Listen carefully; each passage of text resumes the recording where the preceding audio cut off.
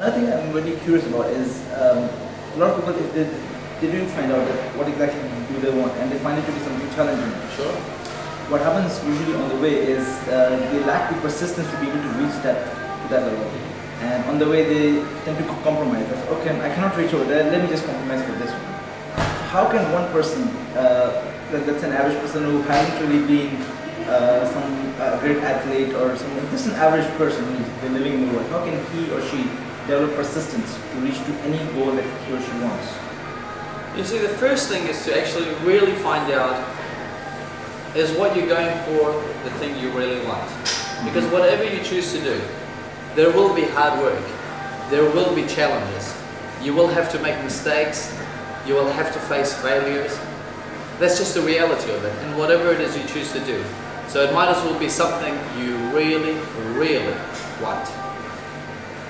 Once you do that, you need to understand that winners don't have it easy. Successful people, they don't have it easy.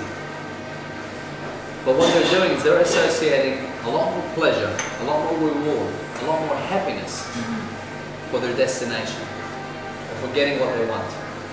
And the things they have to do along the way, it's just part of the process. It's the pain they have to go through to get to that point.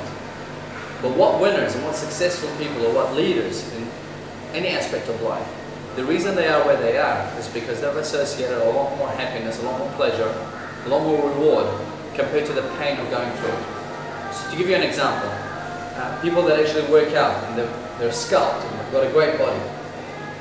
Hey, I know a lot of friends. They're personal trainers, they're athletes, they're nutritionists, and they will tell you, man, I love sleeping in. I love watching DVDs, having 2 tubs of ice cream, 2 pizzas, 3 Cokes, you name it. Everyone loves to do that. But they go, the pleasure of having a great body, the confidence that they have,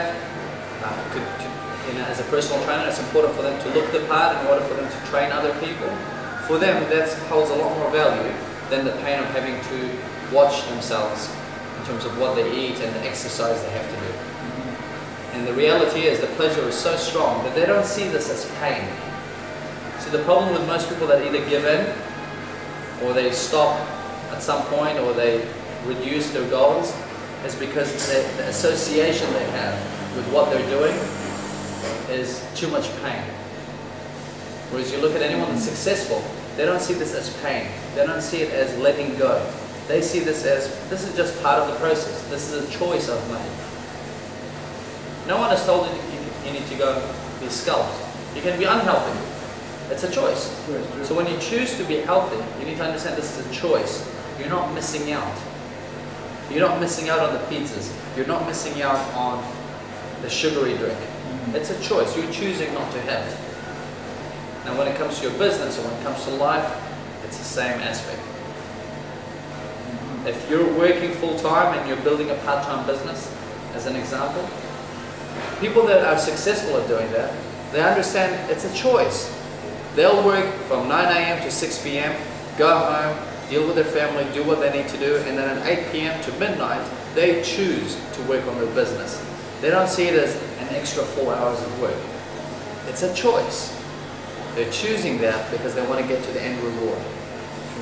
And yes, there will be challenges, there will be failures, there will be mistakes, there will be people talking down at you, there will be times where you go, is it worth it? But if what you're going for is really, really, really what you want, then the answer is always yes, it is worth it.